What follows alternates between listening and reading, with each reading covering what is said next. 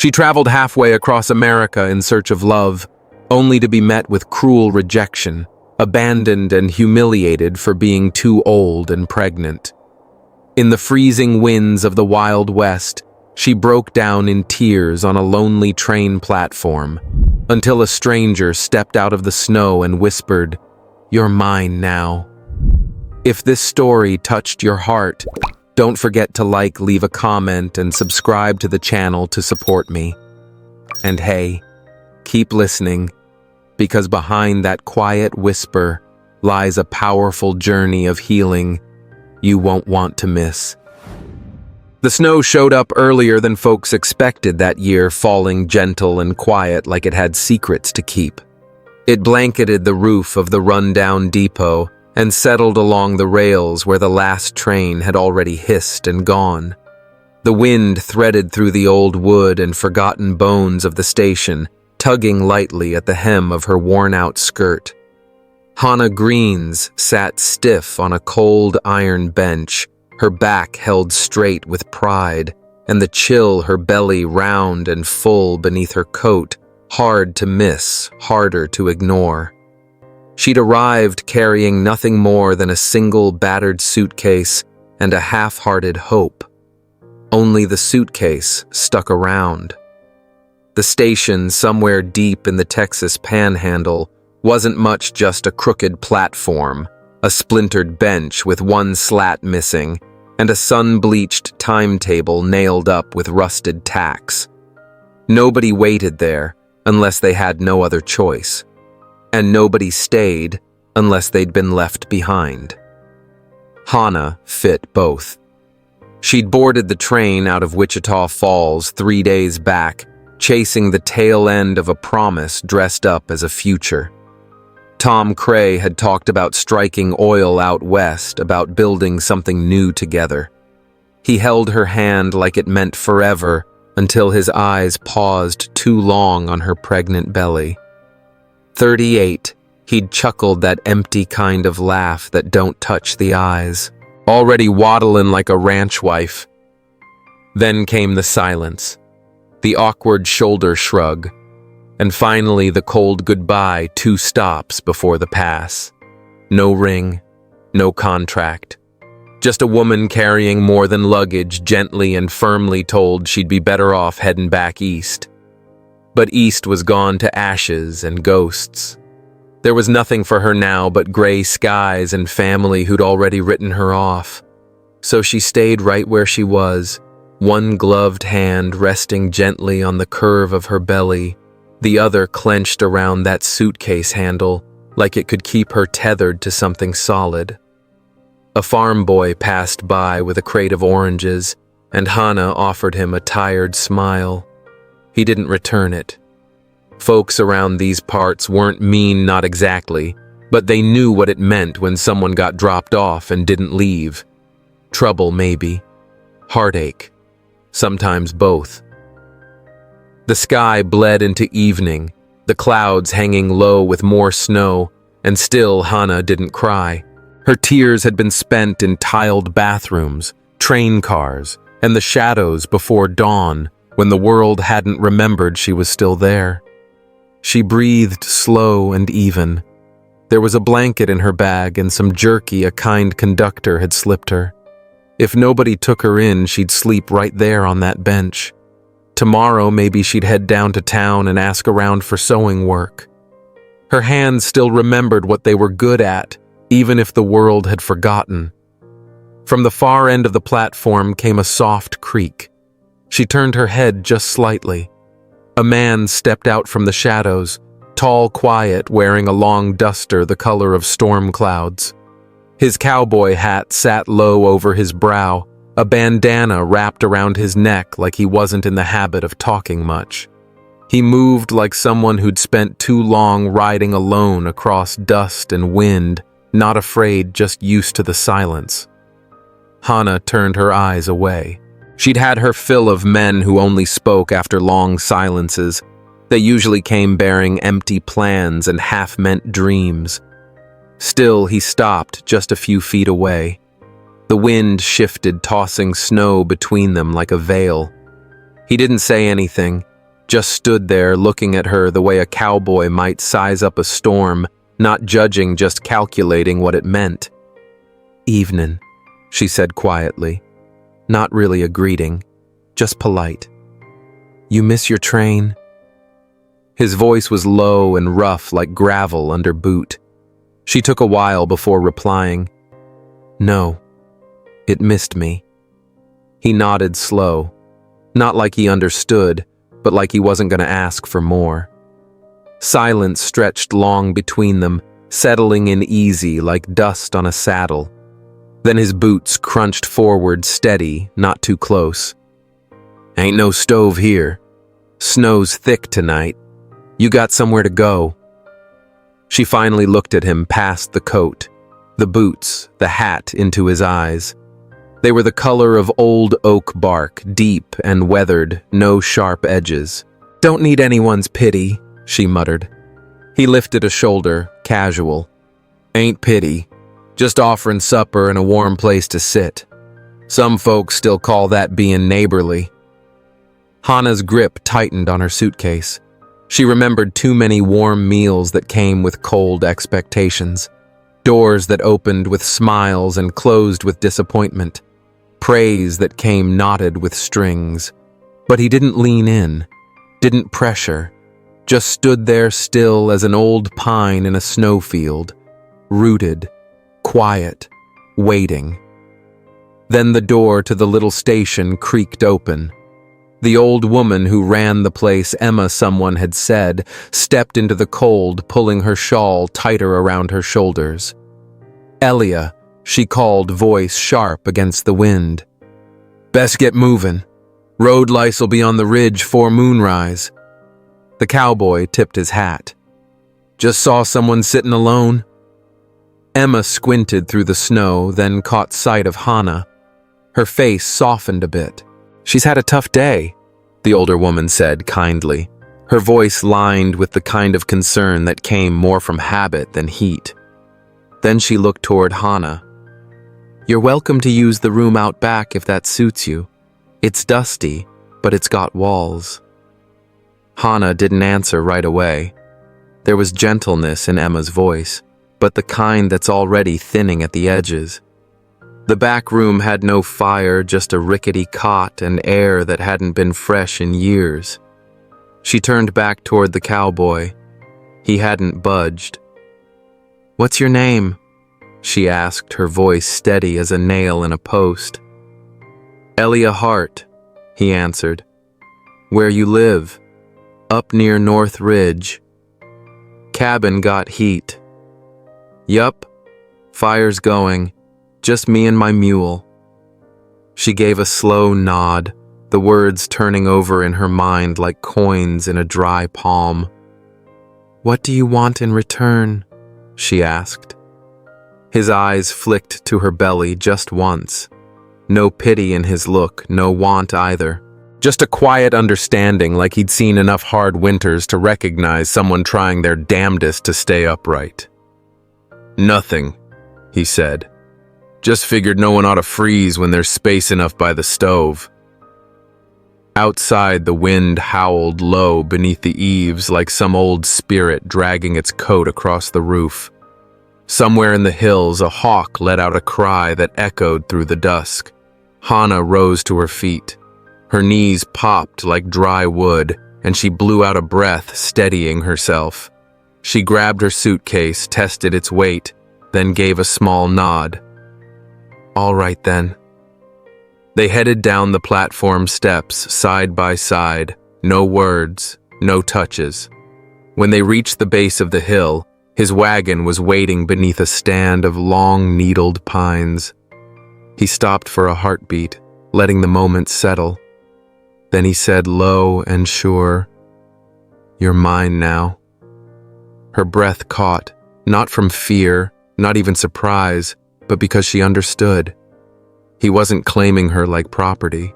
He meant she was no longer alone. She met his eyes and gave him a single nod. They stepped into the deepening snow together. His mule snorted as Elia adjusted the reins, the beast's breath puffing in the frigid air like tiny ghosts. The wagon groaned as it moved, a heavy thing crafted from honest wood and hands that knew how to work. Hannah sat beside him, her hands tucked deep in her coat suitcase, wedged between her feet like an anchor she couldn't yet let go of. The road wound through towering pine trees that leaned in like guardians. Their snowy limbs brushed moonlight like soft fingers on frosted glass. Neither spoke, not the first mile nor the second. The silence between them wasn't cold. It was thick, like wool, the kind that wraps around two people who've learned that not all spaces need filling. Hooves clopped steady. The wagon rocked with each rut and dip. And Hannah, bone-tired and heavy from the day, realized something she hadn't felt in weeks. She wasn't scared. The cabin came into view, nestled between two hills like it belonged there. Smoke curled from the chimney, soft and blue. Light glowed warm behind the windows. It wasn't fancy, not by a long shot, but it stood strong, and the snow had been shoveled from the path not out of urgency, but care. Elia climbed down first, tied off the mule, and held out a hand. She paused, then placed hers in his. His grip was firm and steady, not possessive, just real. His fingers were calloused warm, the kind of hand that could build and hold, but never force. Inside the cabin wrapped around her with heat and quiet. The fire crackled low in a stone hearth, throwing amber light across the room. A scarred-up table sat in the center, two chairs on either side. A cot rested in the corner. A shelf held rows of old tins and jars of dried herbs. By the door, a rifle hung untouched, but not forgotten. "You can have the cot," Elia said, unlacing his boots. "I'll take the floor or maybe the chair, whichever, don't holler louder." She looked at the cot, then back at him. "I've slept on worse. Floor won't kill me." He gave a small shake of the head. "Not tonight." A long pause. Then her voice broke the quiet. "I don't want to bring trouble." "You ain't trouble. I've been before. Some men see a mouth to feed. Others see something to own. I'm neither, but trouble finds me just the same." He poured water into a tin pot, placed it over the fire, and stirred the coals a bit before speaking. "Some folks catch fire too quick, like kindling. Others are more like the hearth. They hold the heat. You strike me as the second kind." She looked away. Praise usually came with strings, but his voice held no bait, just honesty or something close to it. He handed her a cup of broth. Simple, salty, but it warmed her bones better than anything she'd had in weeks. "You cook?" she asked. "Outta need. Ain't much, but it keeps the ribs honest." Her lip twitched almost a smile. It faded, but it had been there, and that was something. She glanced around the room. Everything was simple but clean. Tools hung straight, orderly. Above the hearth sat a small wooden horse, its mane carved with care. "You make that?" Elia followed her gaze. "Yeah, long time ago. Used to carve at night. Hands need something to do when the world goes quiet." Hannah rubbed her belly absent-mindedly, like she was listening for something deep inside. "How far are we from the next town?" 2 days if you ride steady. 1 if you push the mule, but he don't much like Russian." She nodded again. "And how far are we from the life you thought you'd have?" He raised an eyebrow. "I mean, was this the plan? This cabin? This quiet?" Elia leaned back, hands loose. "No. Had other trails once. But paths shift. Quiet's better than empty." She turned to the fire. "I tried once, had a shop back east. Sewing. Linens, dresses, wedding veils. I thought if I made things beautiful, maybe life would hand me something beautiful in return. She didn't finish the thought. Didn't have to.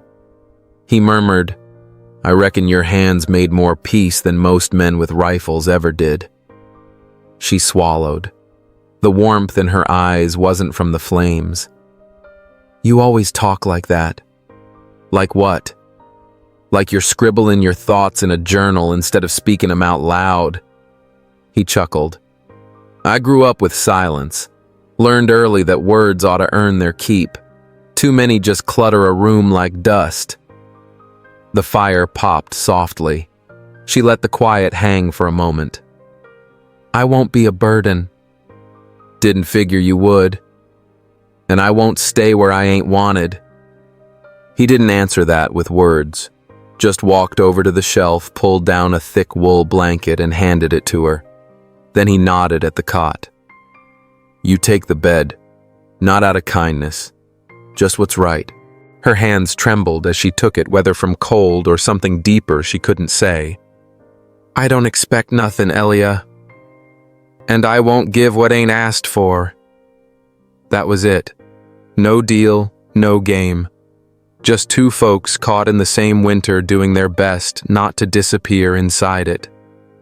Later that night, with the fire reduced to soft embers and the whole cabin wrapped in that hushed stillness that only snowfall brings to the high country, Hannah lay awake on the cot, eyes tracing the timber ceiling above her.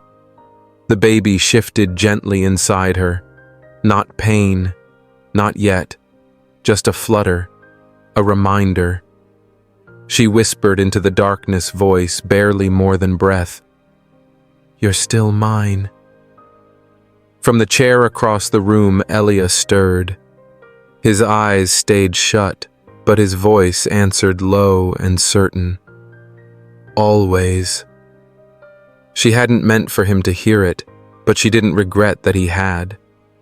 In the weeks that followed, the snow began to melt into thick slush, where sunlight lingered longer each afternoon. Outside, the pines began shedding their winter coats, needles dropping one by one. Spring crept in slow quiet as a prayer. Inside the cabin, life moved at a different rhythm, measured by small chores, quiet breaths, and the delicate dance of two people learning how not to break the other's silence. Hannah started rising early sometimes, even before Elia. She tied her hair back with an old faded ribbon, swept the cabin floors with steady hands, and fed the stubborn hens that picked around the back steps. Her belly grew heavier now, round like a promise she couldn't ignore. It tugged her backward, sometimes made her gasp softly when she moved wrong or too fast. But she never complained. Not once. Elia noticed, though, not with talk, but with what he did. He began getting up before dawn, splitting wood while the sky was still navy. He built her a stool with a wide seat and low back, so she wouldn't have to bend so far. Every evening he set water to boil for her tired feet. He added honey to her tea even though he never took any himself. And still he never asked for her story, never treated kindness like it was something owed. One morning she caught him hunched over a pair of worn-out boots, threading mismatched stitches through cracked leather. She gave a quiet laugh, small but real, and gently took them from his hands. You're gonna wreck your fingers like that, she said, already threading her own needle. Let me. I'll fix them right. He didn't argue, just watched her with a softness in his eyes that felt heavier than words. You miss your shop? He asked after a bit. She nodded. Not the noise of it, but the rhythm. I liked turning scraps into something worth keeping. Elia gave a small smile. That's a kind of alchemy, I reckon. But it don't work on people. She hadn't meant for those words to sting, but they hung in the air like frost. He stirred the fire with slow hands. Maybe not, but folks ain't scraps. They bend. They don't have to break. She kept sewing in silence, but something in her chest loosened just a bit, like a tight knot slowly unwinding. A few days later, Emma rode in from town with a bundle of things, soap, a sack of root vegetables, and whatever news drifted through Main Street. Hannah welcomed the company, but found her gaze drifting to Elia more than she realized, like needing something steady to hold to when other folks entered their quiet world. At the door, Emma took Hannah's hand gently. "You look better, child." Hannah gave her a polite smile. "It's just the firelight." "No," Emma said, eyes warm. "It's something stronger than that." When the wagon disappeared over the ridge, Hannah stood by the window a moment, arms wrapped around her belly. "You thinking of stayin'?" Elia asked, voice low behind her. She didn't turn. "I haven't figured that out yet." "That's fair. But I don't feel like I'm just waiting anymore. Like I was. Like I was only borrowing time." He nodded. "Well, it's yours now. Take what you need." And she did. Over the days that followed, Hannah found old fabric in the trunk beneath his bed and turned it into curtains. She dusted shelves and carved out a place for her things right beside his. Elia watched her, not just for what she did, but for how she did it with care, with grace. One evening they sat on the porch shelling peas while the sun sank behind the hills and turned the sky to copper. "I keep waitin'," she said suddenly, "for the cost." Elia looked over. Cost. For all this. The peace. The quiet. There's always a price. He shook his head. "Ain't no ledger here, Hannah. You breathe. You rest. That's enough." She opened her mouth, then closed it again. No one had ever told her that just being was enough. The baby kicked sharp and low. She winced, pressing a hand to her side. "You all right?" Elia asked, halfway to standing. She nodded, a smile breaking through. "She's strong. Feels like she's reaching for something." "Probably you," he said, and left it there. The next morning brought a stiff wind and something else. Hoofbeats. Too many for one mule. Too fast to be neighborly. Elia rose from the woodpile, axe in hand, eyes locked on the ridge beyond the clearing. Dust kicked up in the distance. Hannah stepped onto the porch, hand instinctively covering her stomach. And then she saw him. Tom Cray. He swung off his horse like he'd rehearsed it, slicked up and smug, his coat too clean for mud season. Behind him, two men hovered. Not hired hands followers.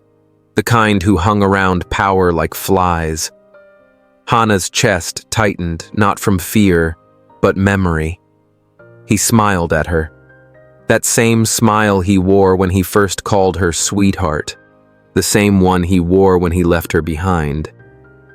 "Darlin'," he said, tipping his hat. Elia didn't move. The axe stayed low, but his gaze turned sharp.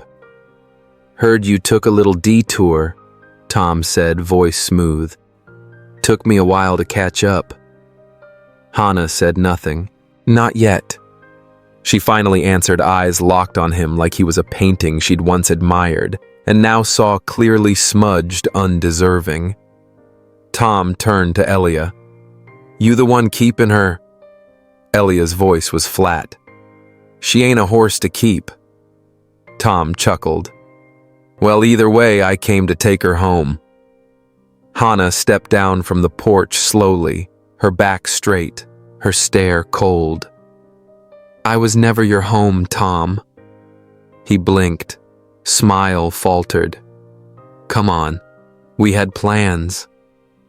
"You made plans," she said. "Then you walked away, said I was too old, too plain, not worth the bother." He glanced toward Elia. "And this is better." She gripped the railing as the baby shifted again. "Yes," she said, "because this isn't about better. It's about peace. And I was never yours. Never will be." Tom took a step forward, jaw clenched. "You deny me what's mine." Before she could speak, Elia stepped between them, not to threaten, just to stand. "She ain't yours to deny," he said. Tom sneered. "She's just a woman with a belly and no name." Elia's voice dropped cold and clear. "And I'm a man with nothing left to lose." The men behind Tom shuffled, glancing between each other. The silence was thick and bitter. Tom looked at them both, then laughed short and hollow. "Fine. Keep her. Just don't say I never came back for her." "You didn't," Hannah said. "You just came round to see if the door was still open." She watched him ride off smaller with each hoofbeat, like a bad dream slipping off into daylight. Elia turned, same steady expression. "You were right," he said. "I am," she answered, and meant it. He nodded once, picked up his axe, and went back to splitting logs. She stood on the porch a while longer, one hand on her belly, the other over her heart. This silence wasn't fear anymore.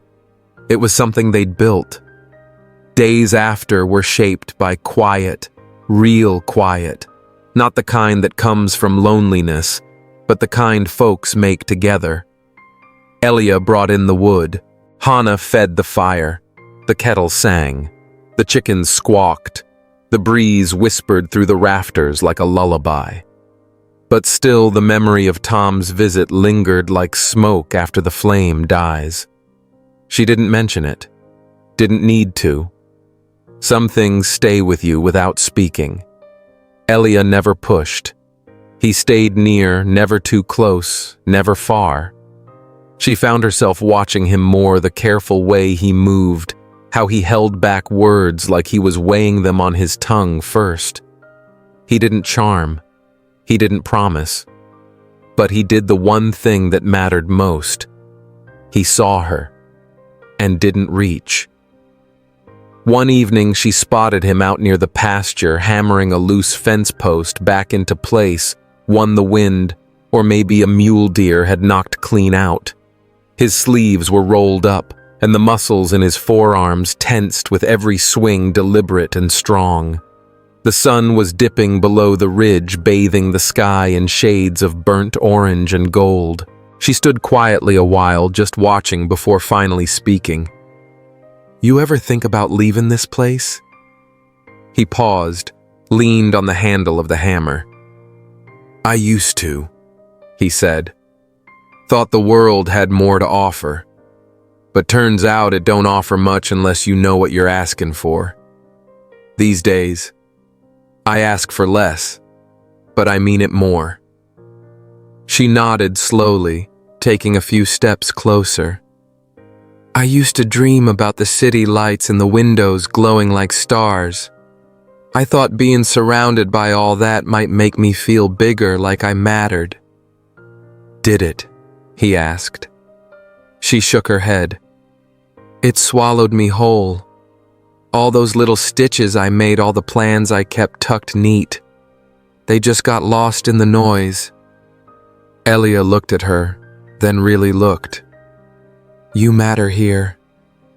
The words fell quiet and steady like snow finding untouched ground. She didn't say anything back, but she didn't look away either. That night she sat near the hearth needle, working through a soft piece of worn cotton, maybe for a bonnet or the beginnings of a dress. The baby kicked with more insistence now, as if eager to step into the world. Elia sat nearby with a book in his hands, spine-cracked pages dog-eared. Now and then he looked up, not at her belly, but at her face. "You scared?" he asked. She was quiet a long while before she answered. "Yeah, not of the pain, not even of the birth. I'm scared I'll have to run again." That all this calm is just a season, not a home. He closed the book gently. I've lived through enough winters to know spring never comes quick. But when it does, it stays longer if you don't rush it. She gave him a small smile. You talk like a preacher sometimes. He stretched his legs, voice light. Nah, just a man who's learned from things that never bloomed. Outside, wind rattled the pines and the trees creaked under the gust. Then came another sound, hooves. One rider. Fast. Urgent. Elia was already on his feet, grabbing the rifle from above the door, checking the chamber with practiced fingers. Hannah followed slower, her hand pressed to her side. A rider crested the hill, snow and slush flinging from his horse's hooves. It was Emma's boy, red-faced, breath-ragged scarf trailing behind. Trouble in town, he yelled, barely able to catch his breath. Big kind. Tom Cray came back. He ain't alone. Elia's jaw tensed. How many? 4, maybe 5. Word is he's drinking, saying she owes him. Talking about debt. Talking like she's property. Hannah's blood ran cold. Elia turned to her, calm but sharp. Pack a satchel. Only what you need. Just in case. She nodded, didn't argue, but her fingers shook as they reached for her shawl. Elia turned back to Emma's boy. You head on back. Let him know you warned us. Then get yourself clear. Yes, sir. As the boy rode off, Elia stepped back inside. Hannah was ready, a small bag slung over her shoulder, her eyes wide but steady. I'm not running again, she said quietly, but I won't let him take her. He won't, Elia replied. Not while I've got breath left. The cabin shrank around them, the walls more like shields than shelter. Elia moved with calm purpose, loading shells, checking oil, setting out matches, and filling the water bucket. Hannah watched a strange peace settling over her. He wasn't loud. He wasn't angry.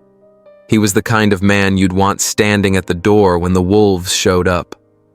She stood by the hearth, arms wrapped protectively around her belly. If something happens... He stopped her with a look. Not harsh, just sure. Nothing's gonna happen. Then came the sounds. Not a knock, but boots in the distance. A shout. Heavy footfalls, men who didn't know how to walk quiet. Elia stepped out onto the porch, rifle in hand.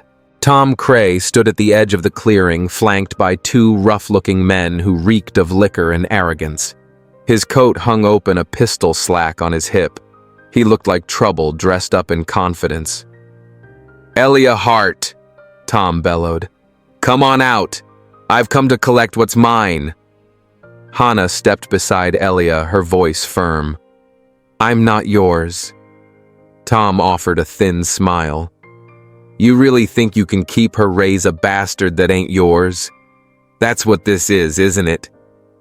Elia raised his rifle, slow and steady.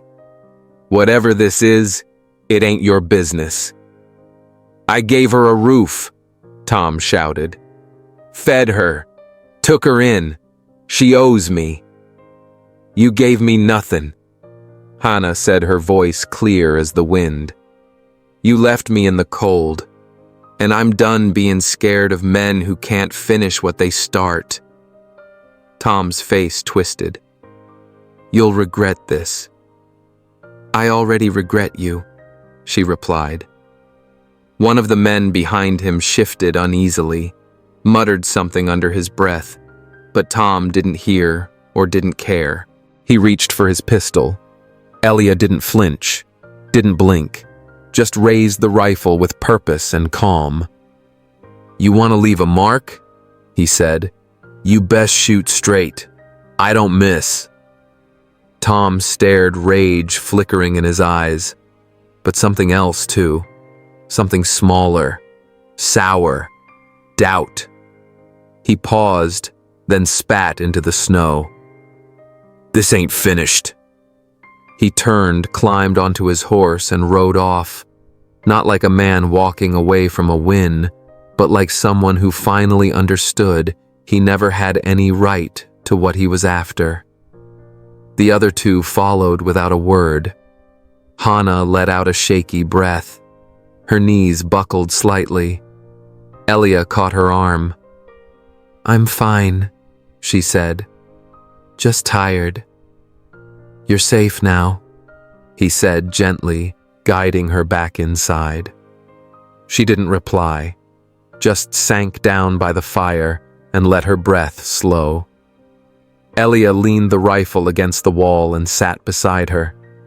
Outside, the snow had started falling again, light and quiet as ash. Inside, she rested her head on his shoulder. It wasn't over yet. But she wasn't alone anymore. The storm came at first light, not thunder or lightning, but pain deep and anchoring. Hannah woke with a low, steady ache curling through her belly, like the land itself was calling something from her. She didn't scream. She'd done that in another life. This time she braced her palms against the cabin wall and breathed through it. Elia stirred from his chair near the hearth. He was on his feet before her next breath, one hand at her back, the other brushing the sleep from his eyes. "It time?" he asked. She nodded, jaw tight. Sweat had already broken across her brow. There was no midwife, not with Emma too far, and the town even farther. But Elia didn't hesitate. He moved not like a doctor, but like someone who understood survival. Boiling water, laying out clean linen, lighting the lanterns against the pale gray dawn. The cabin filled with heat and quiet tension, like something sacred was about to break through. Hannah labored in silence, her body bending and swaying like a young cottonwood in the wind. She gripped Elia's hand through the sharpest parts. He never let go. Sat there beside her, eyes steady on hers, murmuring words that weren't instructions or comfort, just presence. "I'm right here. You're strong. She's almost here." Each word tethered her. Each breath felt like it came from his lungs, not hers. When the final wave came, it tore through her like thunder across the plains. She cried out a long, low sound that filled the room, and then it was over. The silence broke with a sharp, wild cry, new, raw, alive. "The baby!" Elia caught her in his hands, wrapping her gently in the blanket they'd folded together a week ago. His hands trembled not from fear, but wonder. Hannah reached out, arms weak but urgent. "Let me see her."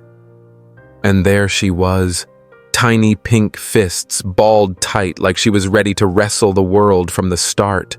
Hannah wept not from pain, but from release, from grace, from the impossible beauty of still being here. "She's here," Elia said, softly reverent. "She's whole," Hannah whispered. "We're whole." He helped her settle the baby against her chest, then moved quietly, cleaning, organizing, bringing calm to the holy mess they'd made. Outside, the snowfall had stopped. The sky was clear. The trees shimmered silver. The world held its breath. They didn't talk much after. Elia kept the fire going. Hannah drifted in and out, waking only to nurse the baby or shift under the blankets. She never had to ask for a thing. Elia just knew. He always had. Then, deep into the night, when the lamps had burned low and the wind began whispering again, there came a knock. Not loud, not rushed, just 3 soft taps like a stone dropped into still water. Elia stood, rifle in hand, and moved to the window. He peered through frost-crusted glass. Hannah sat up slowly. The baby stirred in her arms. "It's him," Elia said. He didn't have to say the name. She already knew. "Don't go out there," she said. "I won't," he said calmly. "Not unless he tries to come in." Another knock, then a voice slurred, bitter, full of false hurt. "You think you can keep me out forever?" Tom. Hannah's pulse kicked up, but her grip on the baby stayed steady. "You're not welcome here," Elia called out. "I didn't come to start a fight," Tom lied. "Just want to see her. She's not yours. I fed her once. That ought to count for something." "You left her cold," Elia said, voice cool and solid. "You don't get to carve your name into someone just 'cause you wrote their first chapter." Silence. Then the slow scrape of metal against leather. Hannah stood up. "Let me talk to him," she said. Elia turned to her. "No. I need to." There was something in her voice, ancient, steady, unshakable. Not pride, not even courage, just truth. Elia hesitated, then gave one nod. She stepped to the door and eased it open. Elia stood close behind, rifle raised. Tom stood just off the porch, snow caked to his boots, his hair wild, his eyes bloodshot. He looked her over, the baby in her arms, the light spilling from the cabin behind her. "You don't even know what you're doing," he muttered. "I know exactly what I'm doing," Hannah said. "I'm choosing. You were mine." "No," she said, her voice quiet but firm. "I was lonely, and you used that. But I was never yours." He stepped forward. Elia chambered around. Tom froze. "You want to prove you're still the man you pretend to be?" Hannah said, eyes steady. "Then walk away. Don't come back. She'll never know you. She'll never miss you." He stared at her. There was something in his face, not love, not remorse. Just the hollow ache of someone who mistook ownership for meaning. He spat into the snow, then turned and walked. No curses, no threats. Just the slow retreat of a man who'd finally seen his own reflection too clearly. The door clicked shut behind her. Inside, the fire still glowed. Hannah eased into the chair, the baby warm and soft against her. Elia set the rifle down and knelt in front of her. "You okay?" he asked. "I am now." He didn't ask if she meant it. He just took her hand and held on. Outside, the wind moved through the trees, but this time it didn't bring warnings. Only peace. "I don't know what comes next," she said softly after a while. "You don't have to," he replied. "Next'll come when you're ready." She looked down at the baby, then at him. "I think I'd like to stay." His smile came slow, easy. "You're already here." Hannah leaned back, closed her eyes, and let go of the last piece of fear still lodged inside her. She'd been left. She'd been used. She'd been tossed aside. But she hadn't broken. Not then. Not now. And in that warm, quiet cabin, in the arms of a man who never asked for more than she gave, and the child who had chosen her from the inside out, she began again. Not rescued, not owned, just seen, just loved. And finally, home. And that's the end of Hannah's journey, or rather the beginning of her real one. If you made it this far, thank you for sticking with me through this quiet, snow-drifted story. To me, this tale isn't just about heartbreak or survival. It's about recognition. It's about being seen, truly seen, without judgment, without expectation. Hannah wasn't saved by a man, and she didn't magically move on from her pain. She fought through it, quietly, patiently, and when peace found her, she had the strength to accept it. One of the most powerful messages here is that healing doesn't always arrive with a grand gesture. Sometimes it comes in the form of a warm cup of tea, a hand that doesn't let go, or a silence that makes room for you. Elia didn't rescue Hannah, he respected her, and in doing so, gave her space to rescue herself. This story reminds us that not every love begins with fire. Sometimes the strongest love grows slowly, like a fire built from kindling, quiet, warm, and lasting.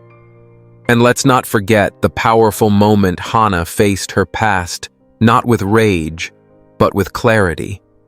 She didn't need revenge, she needed freedom, and she took it. So now I want to hear from you. What did this story stir up in your heart? Did you see yourself in Hannah, in Elia, or maybe in the silence between them? Drop your thoughts in the comments. Let's talk about it. The quiet parts, the brave parts, the soft ones we sometimes skip over. And hey, if this story meant something to you, don't forget to like, share, or subscribe for more stories just like this. Thanks for being here. See you in the next one.